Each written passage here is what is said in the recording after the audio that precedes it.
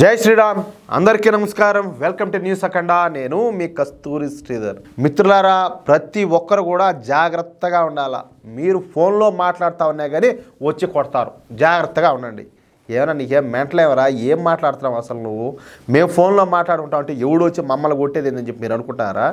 నేనే ఊరికేనే మాట్లాడండి కావాలంటే న్యూస్ చూడండి ఒకసారి సరే ఇక విషయానికి వస్తే ఈ జిహాదీగాళ్ళు ఇప్పుడు పూర్తిగా బద్దెగిచ్చేశారు తమ ఇష్టానుసారం ప్రవర్తిస్తున్నారు వీళ్లకు సపోర్ట్ చేసేటటువంటి ఈ సూడో సెక్యులర్ నాయకులు సూడో సెక్యులర్ పార్టీలు స్వయం ప్రకటిత మేధావులు ఉండడంతో ఈ జిహాదీగాళ్ళకి అందరికీ ఆడిందే ఆట పాడిందే పాటగా మారిపోయింది మీరు గనక తీవ్రవాదుల గురించి కానీ ఈ జిహాదీల గురించి కానీ మాట్లాడుతున్నారు అనుకోండి లేదా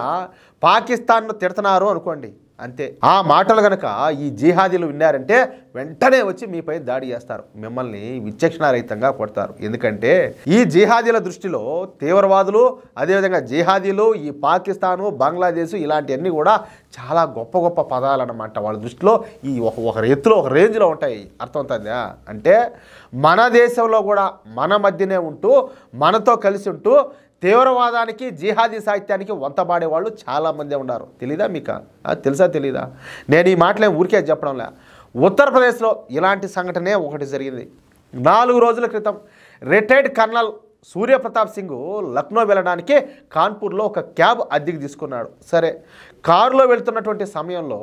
ఆ రిటైర్డ్ కర్నల్ సూర్యప్రతాప్ సింగ్ గారికి అతని స్నేహితుడు ఫోన్ చేశాడు ఇక ఏదో పిచ్చాపాటిగా మాట్లాడుకుంటా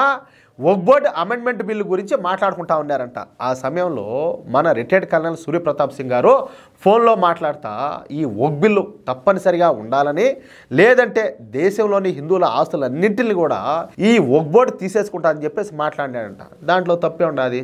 పార్లమెంటే మా స్థలంలో ఉండాలని చెప్పేసి పార్లమెంట్ బిల్డింగ్నే వాళ్ళు స్వాధీనం చేసుకోవాలని చెప్పేసి ప్రయత్నాలు చేశారంటే ఇంకా సాదా భేదా వాళ్ళని లేవు లెక్క చేస్తారు అవునా కాదా అయితే ఆ క్యాబ్ నడుపుతున్నటువంటి కార్ డ్రైవర్ పేరు మహమ్మద్ వసీం ఇదో ఈ ఫోటోలో ఉంటాడు చూడండి ఏమే అయితే ఆ కారులో ఉన్నటువంటి ఈ రిటైర్డ్ కర్నల్లో ఈ వక్ఫ్ బోర్డు అనేది మన దేశానికే అత్యవసరం అనడంతో ఈ జాంబీ గాడికి కోపం వచ్చింది చూస్తూ ఉంటే జాంబీలాగా ఉన్నటువంటి ఈ లేఖి వేదవకు ఆ మాటలు అయితే విపరీతమైనటువంటి కోపాన్ని తెప్పించాయంట అంతే ఇక సైలెంట్గా ఈ మహమ్మద్ వసీం ఏం చేశాడంటే తన ఫోన్లో నుంచి తన మిత్రులకు మెసేజ్ పెట్టాడు నేను ఫలానా చోటకు వస్తున్నాను ఇప్పుడు ఫలానా దగ్గర ఉన్నాను మీరు అక్కడికి రాండి అని చెప్పేసి వాళ్ళకి మెసేజ్ పెట్టాడు అంతే ఆ ప్రాంతానికి చేరుకోగానే కనీసం ఆయన రిటైర్డ్ కర్నల్ అని కూడా చూడకుండా కనీసం ఆయన వయసుకైనా కూడా గౌరవం ఇవ్వకుండా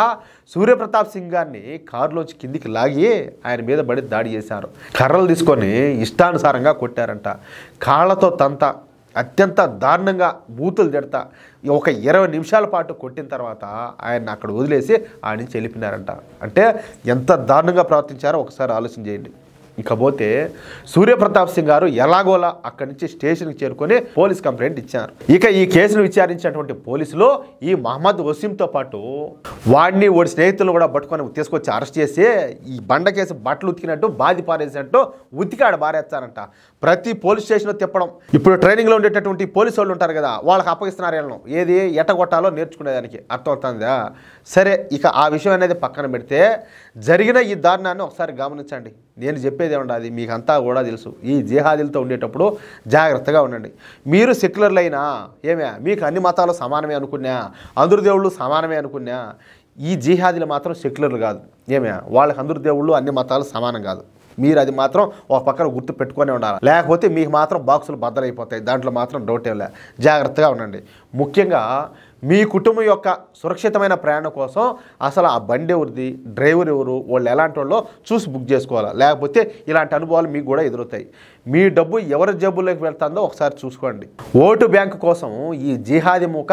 అపాద మస్తకం నాకే నేతలను ఖచ్చితంగా మీరందరూ కూడా బహిష్కరించండి ఎందుకంటే అది మనకు మన సమాజానికి మన దేశానికి మన భవిష్యత్తుకి అది చాలా అవసరం అత్యవసరం కూడా చెప్పాలంటే అది మిత్రులారా నాకైతే ఇలాంటి న్యూస్ చెప్పాలంటే మెంటల్ వచ్చాది ఏం చెప్పాలా ఏంద్రా స్వామి ఎంత చెప్పినా కూడా వీళ్ళకేమో అర్థం కాకపోయా వాళ్ళేమో అమార్ చేస్తూ ఉంటాయి నాకు దిక్కు తెలియడంలే అసలు నేను న్యూస్ చెప్తున్నానో లేదో కూడా ఒక్కోసారి నేను కంట్రోల్ తెప్పోతున్నా వాస్తవంగా చెప్పాలంటే పరిస్థితి అయితే అంత దారుణంగా ఉండదు ఇంకా మీరు ఎట్లా అర్థం చేసుకుంటే అట్లా ఇంకా ఈ న్యూస్ అయితే నలుగురికి షేర్ చేయండి మీకు చేయాలనిపిస్తే అదేవిధంగా మీ అభిప్రాయం ఏందో కామెంట్ రూపంలో తెలియజేయండి అలాగే ప్రతి ఒక్కరు కూడా మా ఛానల్ను తప్పనిసరిగా సబ్స్క్రైబ్ చేసుకోండి సపోర్ట్ చేయండి ప్లీజ్ జై శ్రీరామ్